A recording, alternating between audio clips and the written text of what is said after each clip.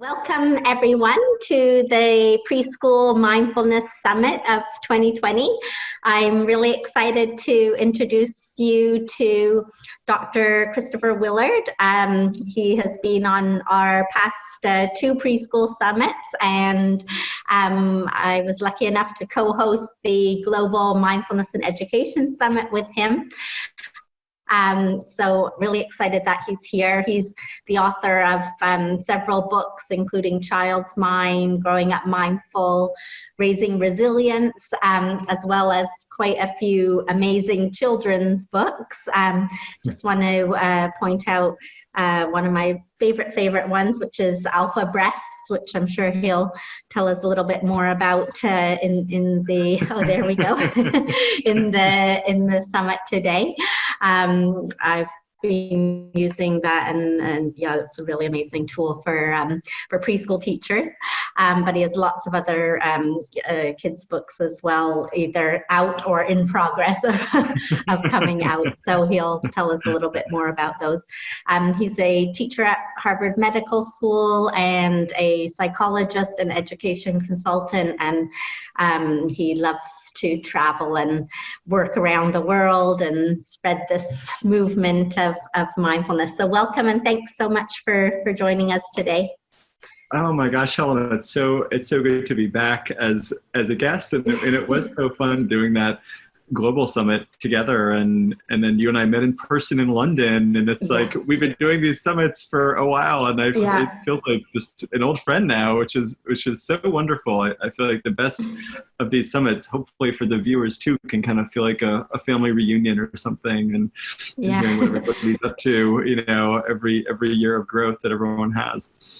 Yeah, it was great meeting you in London. We both just happened to be in London. Both of us live in different countries, but that worked out well, and hopefully we'll have lots of future summits to collaborate on.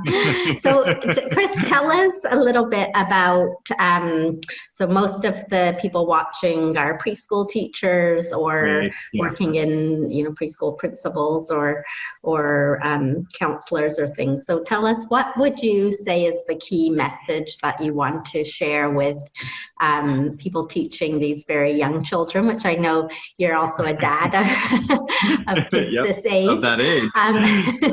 So what would you say are the kind of main points for maybe teachers thinking of bringing this into their classrooms or schools thinking of implementing some kind of mindfulness practice?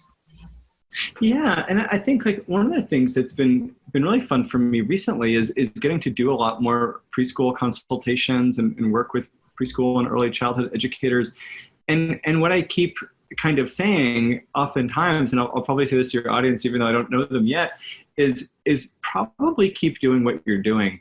In some ways, like we're less interested, or I feel less interested in trying to like teach mindfulness to these kids and make them mindful and make them learn this stuff, as I feel like let's just keep cultivating the mindfulness that's already there.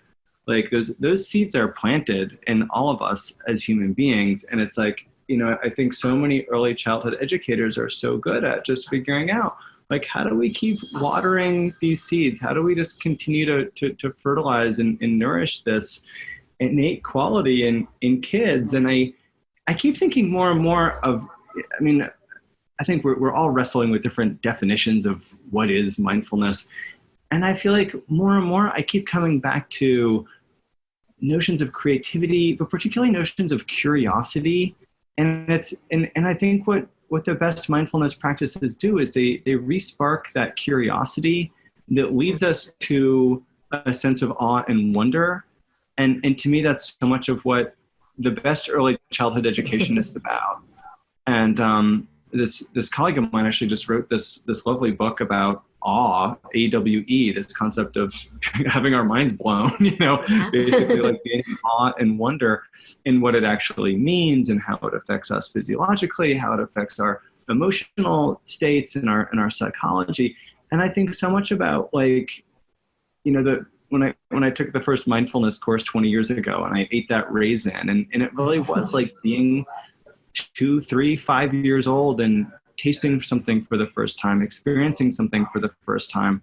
it's why I call my first book Child's Mind. It's like, getting into that beginner's mind. And I keep learning about, as a parent now, which is a different way of interacting with kids than as a expert, whatever that means, child development person. But it's like, we're looking at different preschools, and, our city has a lottery. So we look at different elementary schools and what's the educational philosophy. And, what just comes up over and over again in the research is that the best foundation for young kids is a play-based curriculum where they're exploring the world with their five senses and they're learning social and emotional skills. And we can catch kids up on learning the ABCs. We can catch kids up on learning math and learning their colors, but we can't always catch them up that well on learning those critical interpersonal skills, emotion regulation skills, social emotional learning skills. And we can do that so effectively through play and games and the arts and the creativity and curiosity that I think so much good childhood education really offers. So I think it's such a clear match, and it's been so fun to go around to to preschools, and the teachers will come up and like, so we're already doing this. Is that okay? And I'm like, yeah, you're doing exactly what you're supposed to be doing. The Reggio folks, the Montessori folks, all these philosophies that are so wonderful, I think, that are play-based and exploration-based rather than academically focused are already so close to mindfulness. Yeah, that's so true, I think. And kids are present just so often, just naturally, aren't they?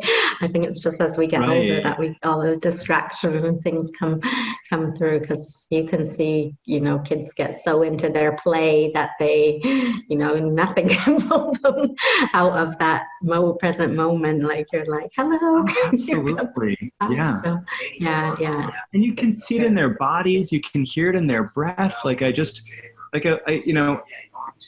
see my son, and he's doing his blocks, and it's like his breath is regulated, his body changes. Like, I watch my 1.5-year-old daughter, and when she's focused, and it's like, it's the breath, it's the body, it's the senses, it's all that stuff we associate with mindfulness. Like, absolutely. Yeah. So, Chris, could you maybe share one or two of your favorite practices, either for the teachers themselves or for young children that you think the teachers might be interested in learning? I know they're always looking for new ideas. Yeah, absolutely. I did just have this fun experience recently where another book that I published, a friend and I have been going around reading it, and it's been fun to learn about kind of kids' books in general and how to use those best. But it's like learning about, how to, talk to kids about feeling mad, and what does that feel like in your body? Can you make a mad face? And, how do you feel when you make the face? And, what does your friend look like? How do you know when your friend is mad? How do you know when you're mad or sad or glad or worried or, whatever it might be? And so teaching them just some basic body awareness about what their emotional experience might be. I think that's such a helpful one. I read this study that's like, if you're reading to kids and you just pause every few pages and say, what does it look like in this? How does this child look? What emotions are they feeling? What are they thinking about? Like, if you read to kids like that when they're 2 or 3 years old, they share more in first grade. Like, it's crazy. Like, it's like teaching kids to understand that other people have internal lives. We can do that at a young age. And so I that's part of why we wrote that book. But I think just, a lot of the play-based things we might be doing, letting kids explore the world with their senses, and then having fun at, what a lot of preschools do is, like, at circle time, there is a really great opportunity for, hey, let's do a few breaths right now. Let's do a few hot chocolate breaths, right? Breathe in, smelling, blow out, cooling off. Let's pause at the top of the stairs and just do a couple ninja breaths before we keep moving.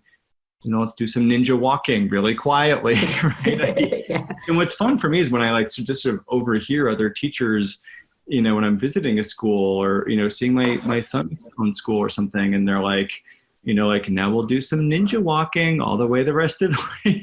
And it's like, then the kids are quiet, right? And making it a bit of a game in some ways. I think all these things are so key for teaching kids. We just have to make it fun, and kids have so much imagination. How do we start to tap into that to make it make more sense and bring it into games and whatever it is that we're doing? Absolutely.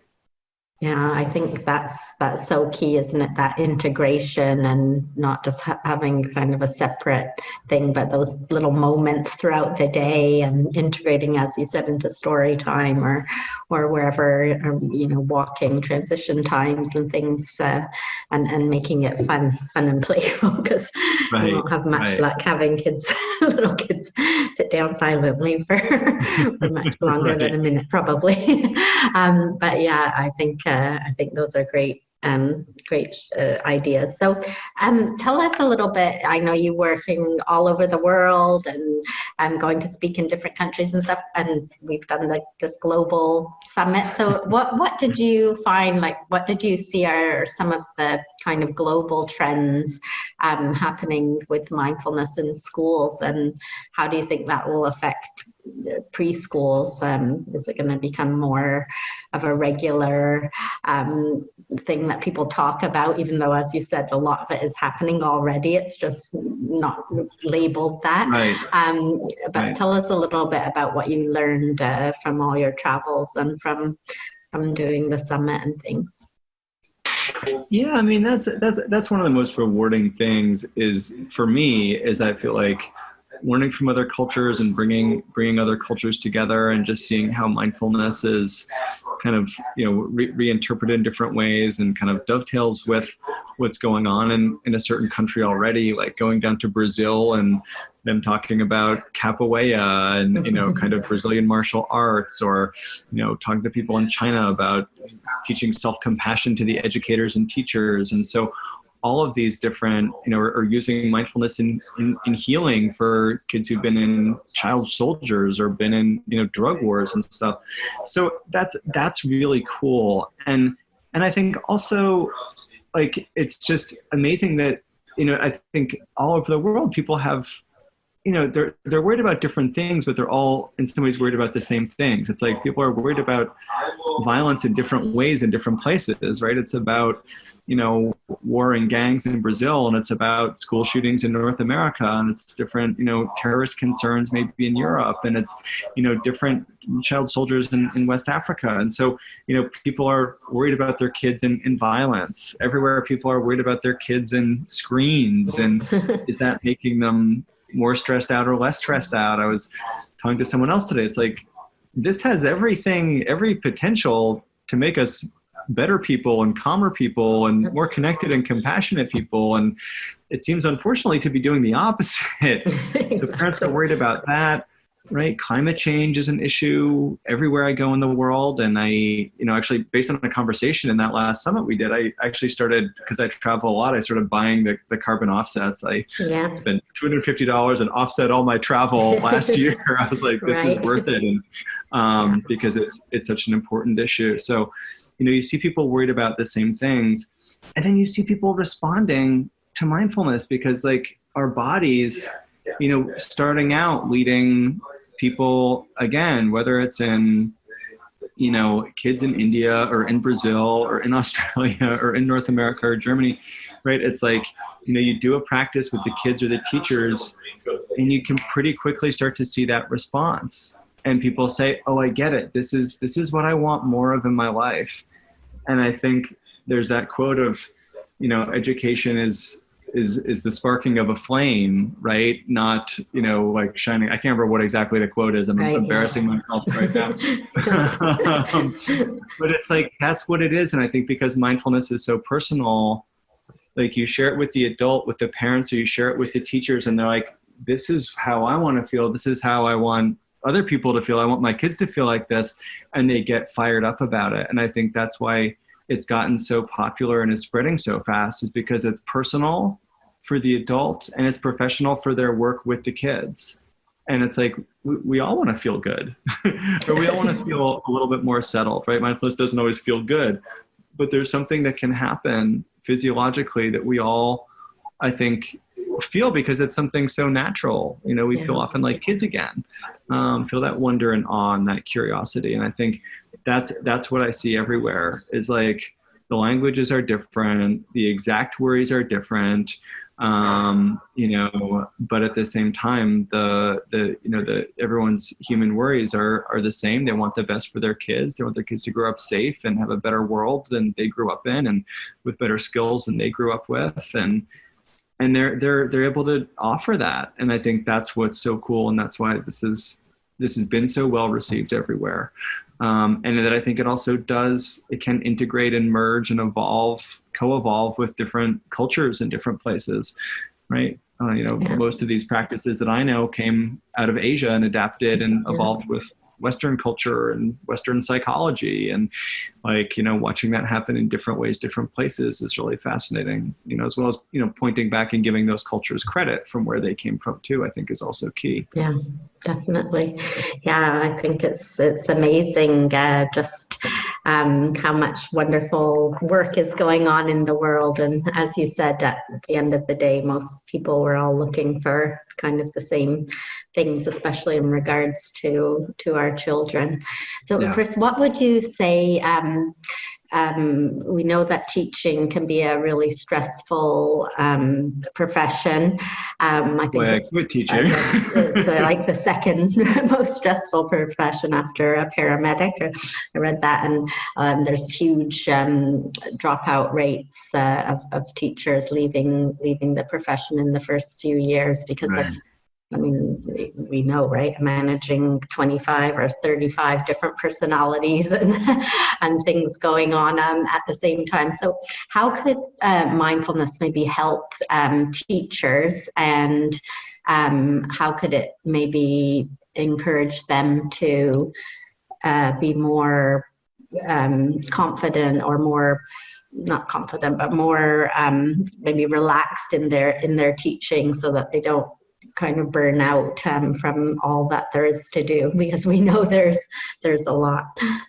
Right. And I think this really does keep coming back to that idea of co-regulation. Like if the kids are dysregulated, right, then we're more likely to be dysregulated. But if we can regulate ourselves, then that's going to help the kids, right? Yeah. We create mindful kids by surrounding them with mindful adults.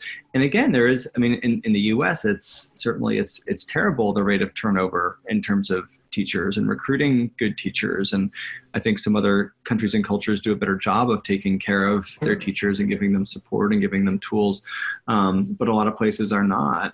And so this is a way of building a lot more inner resilience. And when I was working in some really challenging schools in Boston, like I remember just going in, and it was, kids who were really, especially kids with behavioral issues, and they were just struggling, and the staff was so incredibly burned out and miserable. And I just I would just walk, and walking through metal detectors to get into the building, and I just, my body, I was getting stomach aches and not sleeping, and and it wasn't until I kind of got back to my practice that I was able to walk in a little bit more resilient, and then start to also feel like I had more creativity.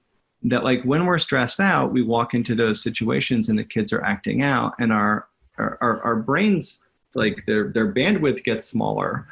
So the number of tools that we can access actually starts to shrink. And it's I could have learned 50 great de-escalation techniques in graduate school or in different professional developments.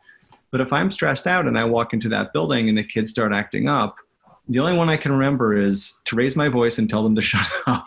I forget that I have these 10 other ways of de-escalating the situation. And then I have other colleagues who I can maybe lean in and support. Sorry, there's some construction going on in my house right now. But when we're stressed out, our brains don't remember that. They just jump right immediately to the higher level of escalation that maybe shuts it down in the moment, right? If you yell at the kids to shut up, maybe they shut up. But they don't learn how to self-regulate that way, and they don't trust us, and they don't like us, and they don't want to learn from us because we're the jerk who tells them to shut up. And, whereas if we find and take the time for a softer approach, a more relational approach, right, then, it takes a little more time and investment up front, but we get, the change that we all need. We're regulated. The kids are regulated. Their bodies and brains are able to learn in a different way. And that actually, we can only get that by taking care of ourselves. We can't access all those other great classroom management techniques that we learned, and, kid SEL techniques that we learned for conflict resolution, in our graduate training departments, like when we're stressed out. They're just not at our fingertips. So we have to walk in calm, because calmness leads to that creativity that we need. And especially with little kids, right? You really got to pull out, separate them when they're, arguing, and not just say you in this corner, you in that corner when they're fighting over the shovel on the playground, but step in, encourage them to use their words by using our words ourselves, right? And learn how to de-escalate the conversation and teach the kids the conflict resolution skills that they need to go off to kindergarten, to second grade, to 10th grade, to, grow up to be citizens who can manage conflict at work or in the political sphere or in their marriages or with their own kids at some point. Yeah, definitely. And Chris, just before we finish today, I'm always in awe because you are involved in so many different things, and you're writing all these books, and I know there's books that are in progress which are coming out, and you're involved in lots of online things and traveling and teaching mindfulness, so we can see your passion for this topic coming through. But tell us a little bit about your inspiration, especially for maybe some of the children's books that you have, Alpha Breaths, and I forget the name of the other one. It's How to Breathe. Well, I've got plenty that I can start holding up if you insist. And this came out in October, I think, with my friend Wendy, who, I think one of the things I love is just getting to collaborate with people. And Wendy is a wonderful teacher who came to a workshop, and we were just chatting, and we had a very similar idea for a book. And we spent a lot of time then. Actually, this started before Alpha Breaths, and it came out afterwards, which says something about the publishing industry. But it's, it was really inspired by Thich Nhat Hanh and learning how to use imagery with kids. Because imagery works, I think, for us adults oftentimes, right? So it's, kind of when we're feeling sad, and I often say, how does she look in the picture? How do you think she's feeling? Right? And then, when I'm sad, be still, be here. I can shine warm and bright like the sun, full of light. Breathe in, breathe out. Peace is near. And it kind of goes through different emotions, and again, really inspired by a lot of Thich Nhat Hanh's imagery or Jon Kabat-Zinn's imagery, which, itself is rooted in a lot of other traditional practices, right? But we can stand confident like a tree. We can float high in the sky. This is one of my favorite illustrations in the book. Like a cloud, letting go of our anger, right? Flowing just like a river, right? These kinds of images, I think, because for kids being like, focus on your breath, right? It's like, well, what does that even mean? Yeah, exactly. Right? Like, imagine yourself like a mountain. Right? Oh, a mountain's tall and confident and calm. Yeah. Right? That makes sense whatever age you are. Yeah. And so that's a lot of what has inspired this book. And it's been really fun to kind of play with and read to kids and share with kids and then do a little writing exercise with them afterwards, right? Whether it's, often now I have these two books, and so I read Alpha Breaths, and then let's invent our own breath, and then, let's think about some other images, like if you're feeling an emotion, what's something from nature that you can maybe connect with, and kids have found that to be really helpful, and it's creative and it's empowering. It's not me saying, breathe like a tree, right? It's them saying, oh, I could do this. And again, when kids come up with it themselves, there's so much more, they're already bought in because it's their idea, or you make them think it's their idea, even better, right? That's where it gets really fun. Yeah. Well, thank you so much, Chris, for sharing all of those ideas, and we'll have the links to those two kids' books and some of the books that are for adults as well, and to Chris's website where he has videos and other things that you can have a look at. But thank you again, Chris, for sharing as you always do, and coming on the summit again. Absolutely. Yeah. If people are interested, you can feel free to email me. My website's just drchristopherwillard.com, or I have like daily little challenges going out on Instagram and stuff like that. Like I think January is, I forgot to mention that. Eating challenge, and I think February is going to be love and relationships, and March will be mindfulness, and April maybe nature or creativity. I haven't decided. But those. Yeah, those are great.